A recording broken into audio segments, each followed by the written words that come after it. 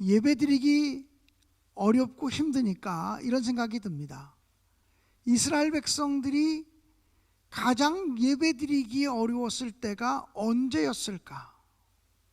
그것은 바로 이스라엘 백성들이 바벨론에 의해서 멸망당하고 바벨론의 포로로 붙잡혀 갔을 때의 일이었습니다. 바벨론의 포로로 붙잡혀 갔을 때 그들은 더 이상 예루살렘 성전에서 예배할 수가 없었습니다.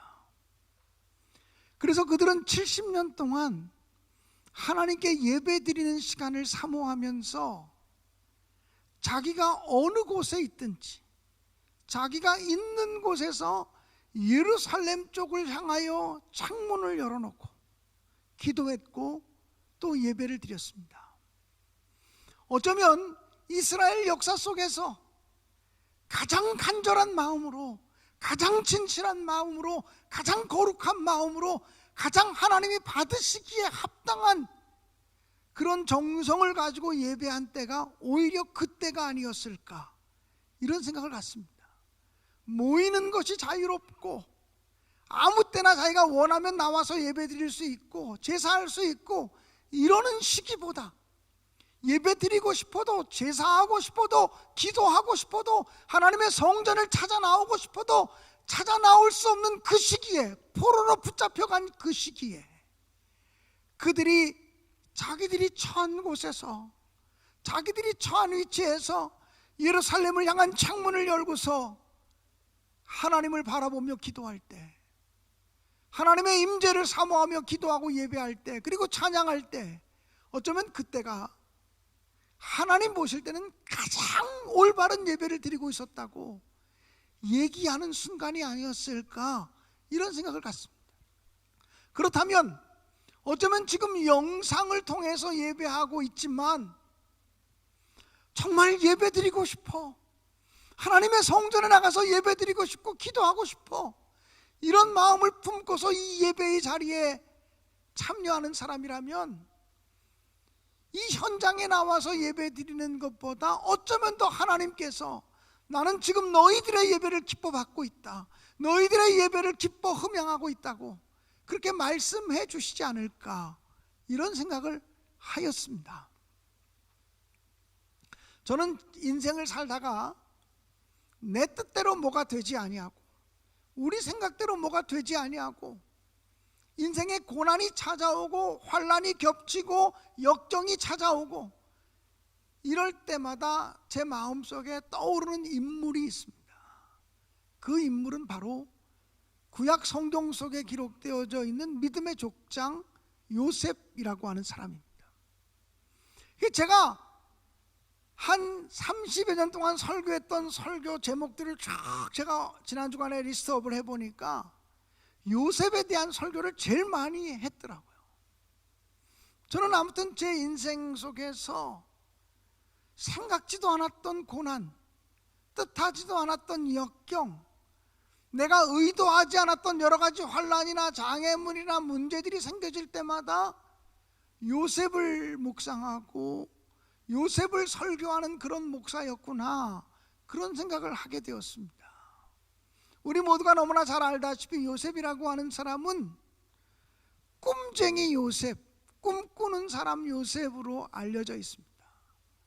어떤 경우에도 하나님이 자신에게 주신 꿈을 이루기 위해서 포기하지 않고 전진한 사람, 그 하나님이 주신 꿈이 성취될 때까지는 끝까지 집요하게 하나님을 향하여 나아갔던 사람, 이 대표적인 사람이 바로 요셉이라고 생각이 되어집니다. 요셉은 밤중에 꿈을 꾸는 사람이 아니라 대낮에 꿈을 꾸며 살아가는 사람, 그래서 요셉은 망상가가 아니라 요셉은 비전가라고 말씀을 드리고 싶습니다. 사랑하는 성도 여러분, 우리 한 사람 한 사람에게도 이것은 하나님이 나에게 원하시는 꿈이야. 내가 원하는 일이 아니라 하나님이 나에게 원하시는 꿈이 이것 같아. 나는 이 꿈을 향해서 지금 나아가고 있어. 이렇게 하나님이 주신 꿈을 묵상하는 사람은 그 꿈을 다 이루기까지 포기하지 않고 전진할 수 있게 되어지기를 주님의 이름으로 간절히 축원드립니다. 요셉이라고 하는 사람을 생각하면서 우리가 어떻게 하면 하나님이 주신 꿈을 이루며 살아갈 수 있을까? 첫째는 출발이 좋지 않더라도 포기하지 않아야 합니다. 요셉이 꿈을 꾸기 시작할 때부터 요셉의 삶 속에는 오히려 고난이 시작되고 오히려 환난이 시작되었습니다. 차라리 꿈을 꾸지 않았더라면 고난이 없고 환난이 멈춰졌을 수도 있는데, 요셉이 자신이 꾼 꿈을, 하나님이 자신에게 주신 꿈을 이야기하면서부터 요셉의 삶 속에는 고난이, 환난이, 역경이 시작되었다고 하는 사실을 성경은 증언하고 있습니다.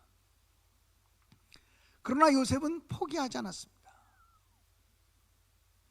출발이 좋지 않다고 해서 포기하지 않는 여러분들이 되어질 수 있기를 간절히 기원합니다. 우리가 어떤 때 내가 이런 일을 좀 해야 되겠어, 이런 목표를 향해서 나아가야 되겠어 라고 결심을 하지만 출발부터 삐그덕거리는 경우도 있습니다. 처음 시작부터 어려워지면 쉽게 포기하는 것이 대부분의 사람들입니다. 저도 이 예배당을 건축하면서, 물론 우리 교우들과 함께 이 예배당을 건축하면서 이제 새 예배당이 완성되면 이런 프로그램을 해야 되겠다, 예배는 이렇게 드려야 되겠고, 성경 공부는 이렇게 해야 되겠고, 교회 소그룹 모임은 이렇게 해야 되겠고, 지역사회를 위해서는 이렇게 봉사해야 되겠고, 1층 로비층은 이렇게 운영해야 되겠고, 3층 교육실은 이렇게 운영해야 되겠고, 이런 많은 생각들, 많은 꿈들, 많은 그런 계획들을 가지며 포부를 가지고 이 새 예배당에 들어왔어요. 근데 새 예배당에 들어오면서부터 2달도 되지 않아서 우리는 코로나라고 하는 전 세계적인 위기를 지금 만나고 있습니다. 어쩌면 우리가 꿈꾸었고 우리가 새 예배당에서 무언가 하려고 기도하며 준비했던 모든 것들을 아직 하나도 펼쳐놓지 못한 그런 상태에 있다라고 생각이 되어져요. 출발부터 장애물을 만났구나, 출발부터 이게 좋지 않구나 라고 하는 느낌을 받을 때가 있습니다. 바로 요셉이 그랬습니다. 하나님이 주신 꿈을 이야기하면서부터 요셉의 삶 속에 고난이 시작됐다는 거죠. 그러나 요셉은 포기하지 않았습니다. 사랑하는 여러분, 하나님이 주신 꿈과 비전을 성취하는 사람이 되어지려고 하면 출발이 순조롭지 않더라도 포기하지 않고 나아가는 믿음의 사람들이 되시기를 주님의 이름으로 간절히 축원합니다. 두 번째로 요셉을 보면 가까운 사람들로부터 지지받지 못한다고 할지라도 포기하지 않아야 된다라고 하는 것입니다. 요셉은 야곱의 11번째 아들로 태어났습니다. 자기 위로는 10명의 형들이 있는데 그 10명의 형들이 모두가 이복 형들입니다. 배다른 어머니로부터 태어난 형들이에요. 그 요셉은 자기 형들로부터 시기와 질투를 당합니다. 왜냐하면 요셉은 자기 아버지 야곱이 가장 사랑하는 아내 라헬을 통해서 얻은 자식이기 때문에 11번째 아들 요셉을 특별히 사랑하고 편애하였습니다. 그것 때문에 요셉은 그러지 않아도 형제들에게 시기와 질투와 미움의 대상이었는데, 하나님이 주신 꿈을 이야기하면서부터 더 큰 따돌림을 받게 되었고 더 큰 핍박을 받게 되었다는 것입니다. 그래, 네가 우리의 왕이 되어서 우리를 다스리겠다는 말이냐, 이런 소리를 들어야만 했었습니다. 여러분, 때를 따라 하나님이 우리에게 꿈과 비전과 소망을 주셨다고 할지라도 그것을 이루어가는 데 있어서 가까운 사람들로부터 지지받지 못할 때도 있습니다. 나와 가장 가까운 사람들로부터 지지받지 못하면 쉽게 우리는 상처받고 낙심하고 좌절하고 쓰러지는 경우들이 얼마나 많은지 말입니다. 정말 우리가 성경을 통해서 배워야 되는 영적 진리가 있다면 가까운 사람들을 통해서 하나님이 주신 꿈이 지지받지 못한다고 할지라도 포기해서는 안 된다라고 하는 사실입니다. 여러분, 예수님을 생각해 보십시오. 예수님이 공생의 3년의 삶을 시작할 때 예수님 많은 기적과 권능과 능력을 베풀고 많은 사람들이 예수님께로 모여들기 시작하고 예수님의 교훈에 열광하기 시작할 때 예수님의 가족들, 예수의 어머니와 예수의 형제들은 예수를 보고 미쳤다고 이야기했습니다.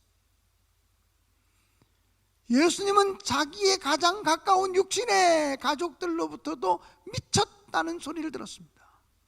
예수님께서 십자가의 길을 걸어가시겠다고 말씀하실 때 예수님을 3년 동안 따라다니면서 예수와 함께 먹고 마시고 잠자고 예수의 이야기를 듣고 예수의 교훈을 받았던 가장 가까이에 있는 12명의 제자들이 예수님의 십자가의 길을 가로막고 나섰습니다. 안 됩니다. 가지 마십시오. 대표적인 사람이 바로 베드로입니다. 예수께서 십자가의 길을 가시겠다고 할 때 십자가의 길을 가로막으며 가지 말라고, 그 길로 가시면 안 된다고 방해를 했습니다. 어쩌면 예수님의 구원을 향한 꿈이, 인류 구원을 향한 그 꿈이 가족들에 의해서 지지받지 못했고 처음에는 12명의 제자들에 의해서도 지지받지 못했다고 하는 사실입니다. 그럼에도 불구하고 예수님은 그 꿈을 포기하지 않고 십자가의 길을 걸어가심으로 인류 구원의 놀라운 역사를 이루셨다고 하는 사실을 우리는 잊지 말아야 할 것입니다. 사랑하는 여러분, 사도 바울이 복음을 전하는 전도자로 부름을 받았을 때 사도 바울을 가장 핍박했던 사람들이 누구입니까? 가장 가까운 고륙 친척 유대인들이었습니다. 유대인들을 통해서 자기의 꿈, 비전, 소망이 지지받지 못했다고 하는 사실입니다. 그러므로 하나님이 우리에게 주신 꿈과 비전을 이루기를 원하는 사람이라면 가장 가까이 있는 사람들로부터 내 꿈이 지지받지 못한다고 할지라도 포기하지 않고 전진해야 된다라고 하는 사실입니다. 가끔 텔레비전을 볼 때마다 연예인들이 나와서 이렇게 이야기하는 소리를 듣곤 합니다. 그런데 소위 요즘에 좀 잘 나간다고 하는 가수들이나 또는 배우들이 나와서 이렇게 인터뷰할 때 보면 자기들이 그 배우가 되거나 가수가 되기 위해서 꿈을 가지고 전진할 때 그래 부모님들이 이해해 주었냐고 물으면 부모님들이 집에서 다 반대했다는 겁니다. 딴 따라 하지 말라고, 그 길 왜 가냐고 다 반대했다는 거예요. 그래서 그 꿈을 이루기 위해서 가장 가까운 사람들로부터, 부모, 형제로부터 지지받지 못해도 그 꿈을 이루기 위해서 전진해서 지금까지 이루었다, 이렇게 말하면 지금도 반대하십니까? 이렇게 물으니까 지금은 용돈 달라 그러시죠. 뭐 이런 얘기들을 하면서 웃는 그런 좌담 프로그램들을 참 여러 번 보았습니다. 사랑하는 여러분, 자신이 목표로 세운 꿈을 이루기 위해서도 가까운 사람들의 지지를 받지 못할 때 포기하지 않고 전진해야 되는 것이라면 하나님이 우리에게 주신 꿈을 이루기 위해서는 가까운 사람들로부터 지지를 받지 못한다고 할지라도 낙심하지 말고 전진하는 마음을 품어야 될 줄로 믿는 것입니다. 누가 나를 반대하기 때문에 나는 일할 수가 없다, 다른 사람들이 나를 인정하지 않기 때문에 나는 일할 수가 없다고 하는 사람은 하나님을 기쁘시게 하는 사람으로 설 수가 없습니다. 사람의 평판 때를 따라 소중합니다. 사람들의 평가 때를 따라 소중합니다. 그러나 그것보다 더 소중한 것은 하나님의 평가가 소중하다고 하는 사실을 기억하시기를 주님의 이름으로 간절히 축원합니다. 제가 예전에 영상 예배를 드리기 전에는 그냥 조금 머리도 약간 뻗치고 약간 이렇게 단정하지 않아도 별로 신경이 안 쓰였어요. 그리고 복장도 좀 별로 신경이 안 쓰였는데 요즘 영상으로 예배를 다 송출하다 보니까 어떤 때는 뭐 충청도, 어떤 때는 경기도 어디 뭐 전라도 이런 데서 만난 후배들이 목사님, 제가 가끔 목사님 영상을 듣는데 목사님 양복이 너무 옛날 양복인 것 같아요, 이런 얘기를 하는 사람이 있어요. 목사님 넥타이가 너무 옛날스러워요. 좀 넥타이를 새로 바꿔매세요. 아니, 설교에 대해서 얘기하는 것보다 이 목사들 만나면요, 제 영상을 보면서 복장이라든지 넥타이라든지 뭐 하다못해 이런 여기 행커치프 이런 거 하나라도 하시고 하시는 것이 영상에는 훨씬 좋겠다고 이런 조언들을 후배 목사들이 해요. 그래서 제가 영상 개별 드리면서 얼마나 더 복장이나 이런 거에 신경을 쓰는지 몰라요. 여러분이 생각할 땐 영상 예배를 드리면 목사님이 예배 숫자가 적어지니까 굉장히 쉬우실 거다 생각하지만, 저를 포함해서 목회자들은 훨씬 그 스트레스나 긴장감이 커요. 오늘도 이 예배를 준비하면서 제 마음속에 평상시 영상 예배 드리지 않을 때보다 훨씬 긴장감이 큰 거예요. 그러면서 제 마음속에 어떤 반성이 되어지냐면, 그래, 이 영상이 남는다고 하는 것 때문에 그렇게 신경 쓰이고 더 스트레스를 받고 있냐. 지금 김 목사 네가 행한 모든 행동들, 너희들이 일주일 동안 살아간 모든 일들이 다 하나님의 역사책에 기록되고 있다는 걸 모르냐? 다 사라졌다고 생각하느냐? 너희들의 살아온 모든 삶이 하나님의 역사 속에 다 기록되어져 있고 다 촬영이 되어져 있다. 사람 앞에 서는 것 때문에 신경 쓰지 말고 하나님 앞에 서는 것 때문에 신경 쓰며 살아야 되지 않는가라고 하는 반성이 제 마음속에 굉장히 강하게 들었습니다. 오늘 아침에는 예배를 드리기 전에 그런 마음들, 오늘 내가 사람 앞에서, 화면 앞에 서는 게 아니라 하나님 앞에서 말씀을 전해야 되는 거구나, 이런 생각들을 하면서 이 자리에 오르게 되었습니다. 사랑하는 여러분, 가까운 사람들로부터 듣는 평판, 이런 것들에만 의존하게 되면 우리의 신앙이 온전해질 수 없습니다. 사람들로부터 지지받지 못해도 포기하지 말고 전진하시는 여러분 되시기를 주님의 이름으로 축원합니다. 요셉을 보면서 또 배우는 것은 절망스러운 일을 만나더라도 포기하지 말라는 거예요. 여러분, 요셉의 삶을 보면 얼마나 그의 삶 속에 절망스러운 일들이 많았습니까?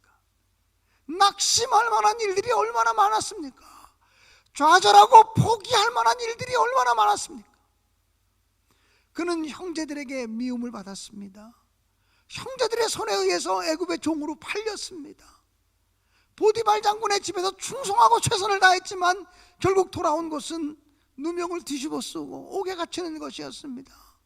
옥에 갇혀서 낙심하지 않고 최선을 다해서 감옥에 있는 모든 죄수들을 돌보는 삶을 살았지만, 그리고 결국은 술 맡은 관원장과 떡 굽는 관원장의 꿈까지 해몽해 주어서 그 꿈 해몽한 대로 되어서 술 맡은 관원장이 나가면서 내가 당신의 억울한 일을 기억하겠다고 얘기하고 나갔지만 까마득하게 잊혀졌고 2년을 더 기다렸어요. 아무리 기다려도 하나님의 약속이 이루어지지 않았어요. 요셉의 삶을 보면 절망스럽고 낙심할 만한 일들이 연속적으로 일어났다라고 하는 거예요. 하나님도 자신의 기도를 듣지 않으시고 하나님으로부터 외면당하고 버림받은 것 같은 시간, 하나님이 침묵하시는 고난의 시간을 보내게 되었다고 하는 것이죠. 근데 그럼에도 불구하고 요셉이 포기하지 않았어요. 요셉을 정의할 때 저는 이렇게 정의하고 싶어요. 포기하는 것을 포기한 사람, 절망하는 것을 거절한 사람. 믿음의 사람은 모두가 그래야 된다고 하는 사실을 깨달아요. 우리가 믿음의 사람이 되었다는 것은 포기하기를 포기하는 사람이 되는 거예요. 절망하기를 거절하는 사람이 되는 거예요. 왜? 나의 뜻과 나의 생각과 나의 계획보다 더 크고 더 위대하신 하나님을 신뢰하기 때문에 그런 것입니다. 내 생각대로 되지 않아도 낙심하지 않아. 우리의 계획대로 되지 않아도 낙심하지 않아. 이게 바로 믿음의 사람, 꿈을 가진 사람들의 모습이라고 저는 분명히 믿습니다. 그러므로 사랑하는 여러분, 정말 절망스러운 일들, 그것들이 계속 여러분의 삶 속에 겹쳐 일어날지라도 포기하지 않고 나아가는 여러분들이 되시기를 주님의 이름으로 축원합니다. 발명왕 토마스 에디슨에게 당신은 천재성이 있는 사람이 아닙니까? 어떻게 이렇게 많은 발명품들을 이렇게 만들어낼 수가 있었습니까? 라고 물었습니다. 그때 이 토마스 에디슨은 이렇게 말했습니다. 끝까지 포기하지 않는 악착 같음이 바로 천재성입니다. 집요하게 물고 늘어지는 것이 천재성입니다 라고 말했습니다. 뭐가 천재냐? 조금만 어려움이 있고 조금만 장애물이 있고 조금만 시험이 들면 넘어지는 사람들이 천재가 아니라 집요하게 붙들고 늘어지는 사람이 천재라는 거예요. 그래서 발명왕 토마스 에디슨은 자기가 성공한 것보다 실패한 것이 100배나 더 많다고 이야기했던 사람 아닙니까? 사랑하는 여러분, 절망을 넘어서 포기하지 않고 나아가는 우리 모두가 되어질 수 있기를 간절히 기원합니다. 요즘 교회에 대한 세상의 평판이 좋지 않아요. 요즘 기독교에 대한 세상의 평판이 좋지 않아요. 그런데요, 2000년 기독교 역사를 보면요, 2000년 기독교 역사 속에서 교회에 대한 평판이 좋았을 때보단 그보다 나빴을 때가 훨씬 많았어요. 때를 따라 사람들의 오해에 기인해서 그렇게 될 수도 있어요. 그러나 그것이 오해에서 시작되었든 또는 교회 공동체의 실수와 허물 때문에 시작되었든 어떤 경우에도 교회는 하나님이 이 교회를 버리지 아니하고 하나님이 믿음의 역사를 외면하지 않는다고 하는 사실을 기억하면서 포기하지 않고 믿음의 길에 서서 전진하시는 여러분 모두가 되어질 수 있기를 주님의 이름으로 간절히 축원합니다. 요셉을 통해서 또한 배우는 것이 있다면 무엇이냐면 오래 기다릴지라도 포기하지 말라는 거예요. 요셉이 절 받는 자로서의 꿈을 하나님으로부터 받았던 나이는 17살 때입니다. 그리고 요셉이 그 꿈을 성취하기까지는 적어도 13년 이상이라고 하는 시간이 걸렸습니다. 적어도 그 13년이라고 하는 시간은 기다려도 하나도 자기의 뜻대로 무엇이 이루어지지 않는 시간이었어요. 기도해도 응답이 없는 시간이었어요. 모든 그 시간들이 절망, 낙심, 공포, 두려움으로 가득 차 있는 시간이었다는 것이죠. 사랑하는 여러분, 요셉은 기다리는 시간이 아무리 길어도 포기하지 않았어요. 기다리는 시간이 아무리 길어도 낙심하지 않았어요. 여러분, 우리는 3년 동안, 5년 동안, 10년 동안 기다리고 기도해도 이루어지지 않으면 하나님이 어디 있냐고, 하나님이 계시면 어떻게 이런 일이 있을 수 있냐고 얘기하면서 포기하는 경우들이 많을 거예요. 여러분, 하나님은 우리보다 크고 우리보다 위대하시고 우리보다 거룩하신 분임을 분명히 믿습니다. 그러므로 하나님의 신실하심을 믿고 의지하고 전진하고 나가시는 여러분 되시기를 주님의 이름으로 간절히 축원합니다. 여러분, 이스라엘 백성들이 바벨론의 포로로 끌려가서 바벨론 여러 지역으로 다 흩어졌어요. 이때부터 흩어져 있는 이스라엘 백성들, 디아스포라가 생겨지게 된 거죠. 하나님의 선민이라고 불려지는 이스라엘 백성들이 세계 각곳으로 흩어졌을 때 그들은 하나님이 자기들을 버리신 거라고 생각을 했어요. 그런데 그로부터 적어도 700년, 800년이 지난 다음에 바울 사도가 복음을 들고서 전 세계 곳곳으로 갔을 때 하나님의 존재를 알고 있는 사람들, 율법을 알고 있는 사람들에 의해서 복음 전파의 매개체가 이루어지게 돼요. 세계 어느 곳을 가도 유대인들이 흩어져 살고 있었어요. 빌립보에 가도, 에베소에 가도, 갈라디아에 가도 어디든지 예수 믿는 하나님을 아는 적어도 유대인들이 존재하고 있었다는 거예요. 이것은 무엇을 의미합니까? 하나님은 예수 그리스도가 임하시기 전에 700년 800년 전에 앞서가시면서 복음을 받아들일 수 있는 토양들을 미리 준비해 놓으셨다고 하는 거예요. 그 당시에 로마가 세계를 제패하면서 길을 뚫었어요. 그래서 나온 말이 뭡니까? 모든 길은 로마로. 바울 사도와 복음의 전사들이 그 길을 달려가면서 복음을 증거했어요. 여러분, 지금 제가 전 세계 곳곳에 다니면서 복음을 증거하고 싶지만 저에게는 제약이 있어요. 일단 언어가 안 돼요. 일본 가면 일본어가 돼야 되고, 러시아 가면 러시아어가 돼야 되고, 영국 가면 영어가 돼야 되고, 독일 가면 독어가 돼야 되고, 이탈리아 가면 이탈리아어가 돼야 되고, 그래야 되는 거 아니겠어요? 근데 그런 언어가 안 되니까 언어의 장벽에 부딪혀서 복음을 증거할 수 없어요. 그런데 바울 사도가 복음을 증거하기 전에 하나님은 400년 전에 히랍 제국에 의해서 세계를 통일하게 하셔서, 알렉산더의 히랍 제국에 의해서 세계가 통일되게 하셔서 온 세계의 언어가 히랍어로, 헬라어로 통일되게 하셨어요.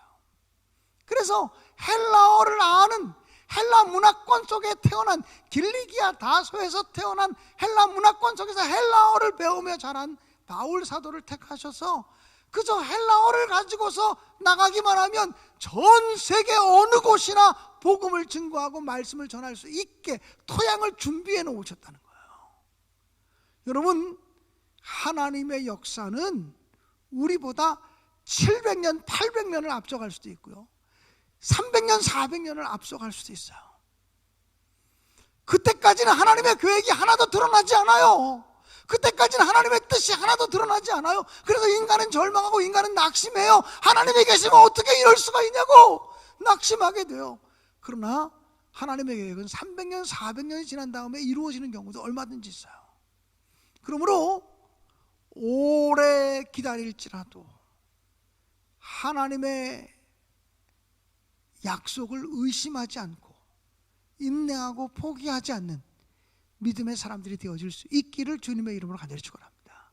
가장 기가 막힌 시간에 하나님의 시간, 하나님의 때가 준비되어 있다고 하는 사실을 기억하면서 하나님의 때를 향해서 전진해 나가는 저와 여러분, 우리 모두가 되어질 수 있기를 간절히 기원합니다. 우리가 살아가는 세상을 보면요, 정말 날마다 우리 앞에 어려움이 있어요. 어쩌면 숨쉬는 순간순간마다 우리 앞에는 고난이 찾아와요. 날마다 숨쉬는 순간순간마다 내 앞에 어려운 일 보내. 주님 앞에 이 몸을 맡길 때 슬픔 없네, 두려움 없네, 사랑스레 아픔과 기쁨을, 수고와 평화와 안식을. 여러분, 우리가 이런 찬양 기억하시죠? 이 찬양 우리가 부르면서 결단하시면 좋겠어요. 우리 앞에는 날마다 고난이 있습니다. 숨쉬는 순간마다, 여러분 1분에 숨을 적어도 60번 70번 쉬는데 숨쉬는 순간마다 고난이에요.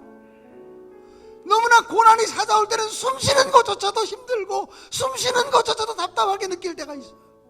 그런 고난과 그런 환난 속에서도 주님 앞에 모든 것을 맡길 때 슬픔도 없고 괴로움도 없고 사랑스레 주님의 얼굴과 품 안에서 평안을 누리게 될 거라고 하는 믿음을 가지고 하나님의 시간을 의심하지 않고 기다리며 인내하고 포기하지 않는 마음으로 우리 찬송을 부르면서 결단할 수 있기를 간절히 기원합니다. 날마다 숨쉬는 순간마다 내 앞에 어려운 일 보내.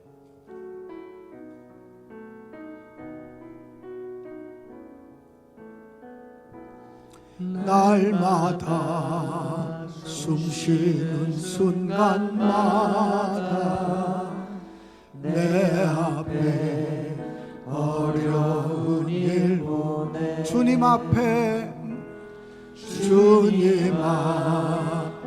이 몸을 맡길 때 슬픔 없네, 두려움 없네. 주님의 도우심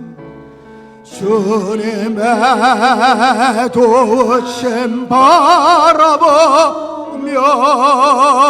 모든 어려움에게보다 흘러가는 순간순간마다 주님 약속 새겨봅니다. 2절 찬양합니다. 주님 내 곁에 계셔 자비로 날 감싸주시네. 주님 앞에 이 몸을 맡길 때 힘주시네.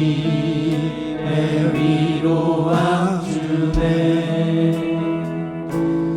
어린 나를 품에 안으셔서 항상 평안함 주시구나.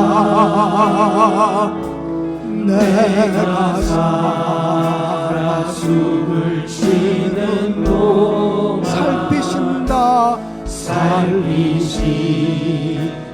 약속하시. 다 함께 일어나서 찬양하겠습니다. 인생의 어려운 순간마다 주의 약속 생각해보네. 내 맘속에 믿음 잃지 않고 말씀 속에 위로를 얻네. 주님의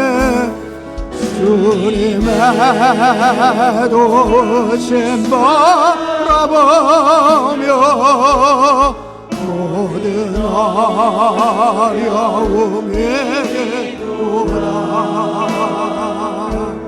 흘러가는 순간순간마다 주님 약속 새겨. 주님의 도우심 바라보며 주님의 도우심 바라보며